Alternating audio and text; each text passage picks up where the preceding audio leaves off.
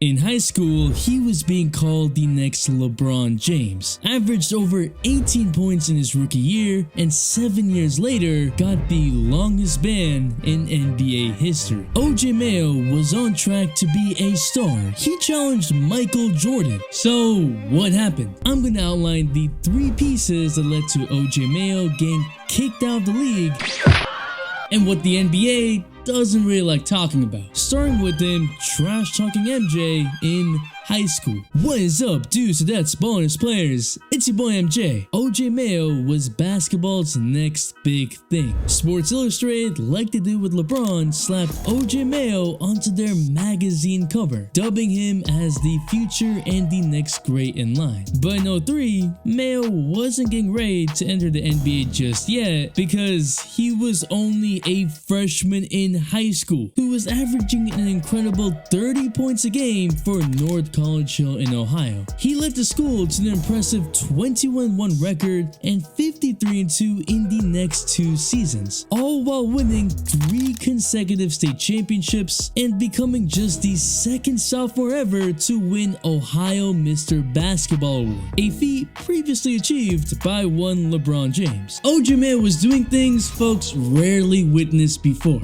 and by the time his junior season came around, he was already the 3rd ranked high school player in the entire country at just 15 years old. And that was piece number 1. OJ Mayo was supposed to be an NBA star. An NBA scout even said, it's hard to say a guard is a can't miss prospect, but he's as close to that as you can get. Everything was looking up for Mayo, even getting an exclusive invitation to the famous Flight School basketball camp, a camp only open to college freshmen, but Mayo was already talented enough as an 11th grader to get an invite. But little did he know that that was going to become a crowning moment. OJ was the youngest one there, but was trash talking everyone. It was Michael Jordan's camp, and according to OJ, I happen to be the only high school player there, and it was mainly a freshman in college. He came on the court and he guarded me, so instantly I was like, man, he must think I'm the,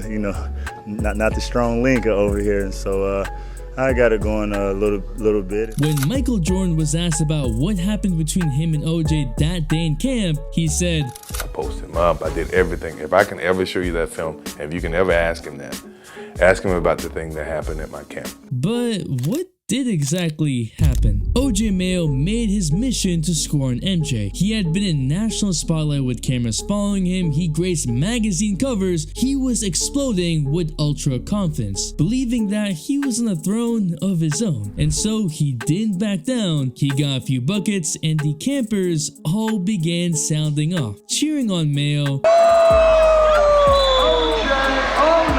And as the more he scored, the more trash talk he spit at Mike. OJ was bold, and this interaction with MJ gave us the backdrop to his daring personality, which would come back to haunt him later on in his career. But before we get there is no way that Michael Jordan just laid back and let Mayo continue running his mouth.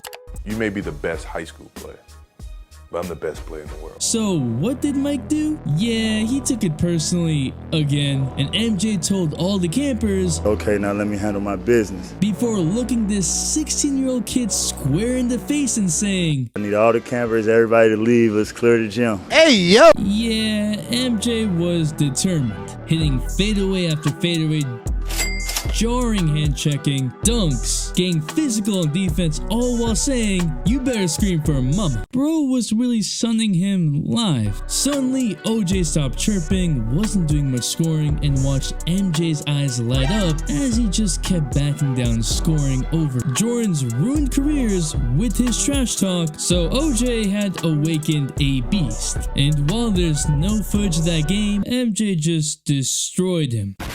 But this is who OJ Mayo was, and this moment he had with MJ was kind of a microcosm of his career. He had earned the mythical status of being the next big thing, or in this case, the next LeBron. But perhaps it was his early success that got to his head and would cause him trouble along the trail. Because when OJ Mayo would enter college in the following year, he'd get involved in a recruiting scandal and violate NCAA rules in his one and only year at the school. But with how big OJ Mayo had become, no one was willing to talk or hear about anything other than how generationally gifted he was. Even in his one and done year at USC, he was one of the best freshmen ever. He finished the year second in the Pac-10 in points and first in three-point percentage, field goals made, and field goals attempted, while being named to the All-Pac-12 team as a freshman. In the 2008 draft, Derrick Rose went first, Mayo went third to the Grizzlies, and well, OJ's rookie season was amazing. He scored 210 points in his first 10 NBA games, which became the third highest mark in NBA history behind only Shaq and AI. Kobe called OJ the total package, but for any pro athlete under the heat of the spotlight, there are two sides to the equation: performing on the court and staying between the lines off of it, and that's piece number two. OJ was his own worst enemy. He could handle, rise up, shoot any jump shot, play make, but even before the ban that ended his career in 2016, there were a series of events with OJ Mayo that gave him troubles earlier in his career. Because after a standout rookie season, he averaged 17.5 points per game in his second season. Yeah, still good, but less than the 18.2 in his rookie year. And the weird thing was, compared to his rookie season, Mayo played in and started the exact same number of games, played exactly the same high minutes, shot the exact same percentage from three, and was taking and making shots at nearly the same clip. So no, he wasn't regressing, but he wasn't getting better like we typically see a player his caliber get in year two. So what changed? In January of 2011, the league suspended Mayo for 10 games after he tested positive for performance-enhancing drugs, which he later blamed on an energy drink. Nonetheless, it was an offense that caused him to forfeit $405,000 of his salary for the season. But it turns out that he was already losing out on money because just earlier that same month,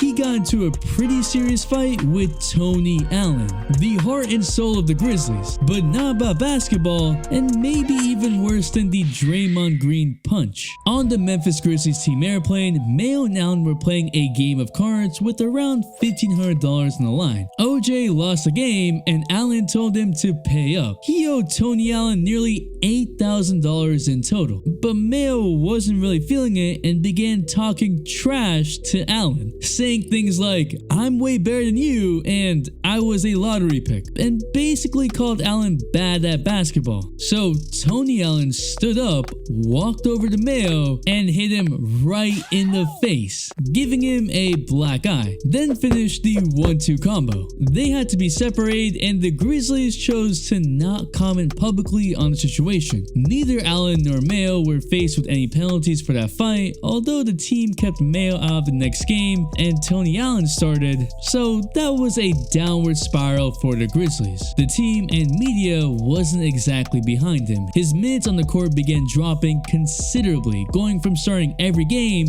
playing a team-high 38 minutes in his second season, down to just 26 minutes a night and starting only 17 games. Trade rumors were already picking up steam, and his scoring average fell from nearly 19 a game to only 11. Even though the Grizzlies brought Mayo to be the cornerstone of their franchise, he never had a great relationship with Memphis head coach at the time, Lionel Hollins, as the two would often butt heads in Mayo's early days. And the Grizzlies weren't even doing much winning, finishing towards the bottom in multiple seasons with Mayo at the center of it all. Hollins would send OJ to the bench and look to trade him. Everyone in their mama knew Mayo wasn't coming back, and the Mavericks got him for a nice little bargain at just $4 million in 2012 off free agency. Pretty wild for a third overall pick to be in free agency after his third year, but here we are. And in his one season with the Mavs, OJ was a starter and averaged over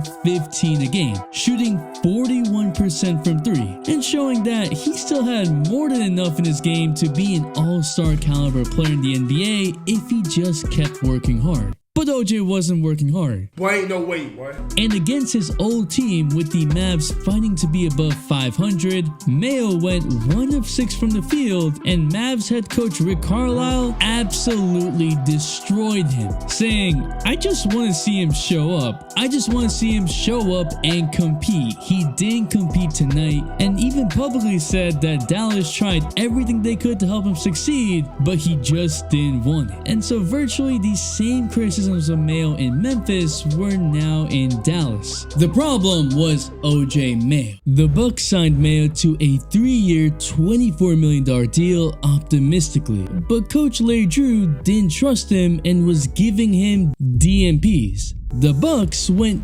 15-67, and he still wasn't getting minutes, and Twitter was roasting him. OJ was upset, saying there's no staple to what we're doing, and he was right. The Bucks weren't winning, Larry Drew was just horrible coaching, but in 2014, OJ gained 20 pounds of not so healthy weight and then broke his ankle while walking down the stairs in his own house. It was just a further downward spiral even after Larry Drew got fired. The Bucks would go 500 in 2014, led by Brandon Knight, who had come back from the dead after this dunk. In 2015, Giannis and Middleton would take the next step, but when OJ was on the court, outside his 8 points per game, he was acting a fool. And that's when it got worse. On July 1st, 2016, we NBA fans were getting ready to hit the vortex of one of the most anticipated NBA free agencies ever. KD was about to ruin the balance, but instead, out of nowhere, the NBA officially dismissed and disqualified OJ Mayo for violating the league's anti-drug program, and most importantly, banned Mayo from the NBA for 2 whole years. That was the first time something like that happened in the NBA in over a decade, and the longest ban in the history of the sport. But why? Because the rules state that the league cannot reveal all the details to the public to protect the player's privacy, we didn't exactly figure out what it was that caused OJ to fail his drug test. But according to league's policy, there are 4 things that can get a player disqualified from the NBA altogether, starting with testing positive for drug abuse, which we know Mayo has a history of for 1 of 4 banned drugs. The NBA only banned Javaris Crittenton 38 games for pulling out guns in the locker room, Ron Artest 86 games for punching fans during a game, but OJ's offense was more serious. In the wake of the big news, OJ said he was hurt and just lost without basketball. He even admitted to the fact that he was focusing on all the wrong things off the court, like chasing girls, spending too much time just hanging out and not committing to his career. He confirmed what we had been seeing all along. And to top things off, he also admitted that his consistent use of marijuana and abuse of prescription drugs directly led him to reach his low point. It was rock bottom. He was devastated, he was crying, but just when he thought he would recover, it somehow was getting worse. And that's where there's a mystery. That was piece number 3. OJ Mayo got banned, but the NBA was taking unprecedented measures. There was only one other time that the NBA gave such a long ban, and that was to Chris Anderson in 2006, who got permanently banned for using a banned substance, but would eventually get reinstated and be back in the league 2 years later, and became an NBA champion. Birdman out here. But if OJ Mayo was busted for the same thing and clearly still had the game to play at a decent clip in the NBA, role player, bench, maybe even a starter given the right circumstances, why was he never seen again? And what really happened to him? After being sent off by the NBA, OJ didn't give up so quickly to eventually make his return. In 2017, he said he wanted the Bucks to give him another chance, saying that they did everything for him and that he feels that he owes them big time, hoping he'd get that one last chance of redemption. But even as reporters reached out to over 40 of Mayo's former teammates, coaches, agents, and GMs, no one was willing to comment. Everyone was tight-lipped. No one wanted to be associated with Mayo. It was as if a permanent switch had been flicked on and there was no getting around it. In 2017, Mayo actually spent a couple of months training behind the scenes with a couple of trainers on the Milwaukee Bucks training staff. At first, they weren't interested in working out with Mayo, but he convinced them, dropped 25 pounds in 2 months, and was working to get back in the good graces of the NBA. Of course, he still had another year to go before he could even be eligible, so it was still a long shot opportunity. But unfortunately for Mayo, as he worked hard in the 2 years, the more everyone seemed to forget about him entirely, to the point that when his ban was over in 2018, no one called. Chandler Parsons was out here with a $95 million contract, and OJ was out in China.